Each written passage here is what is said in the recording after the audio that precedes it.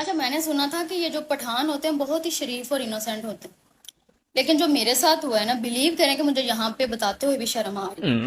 ہمارے میلاد تھا ہاسٹل میں، تو ہم سب فرینڈ نے ڈیسائیڈ کیا ہوا تھا کہ ہم گجرے پہنیں گے۔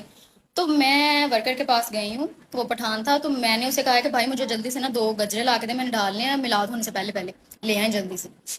وہ پہلے تھوڑا حیران ہوا، پھر مسکرایا، اور پھر شرماتے ہوئے مجھے کہے کہ آپ مجھے یہ کیا کہہ رہی ہیں؟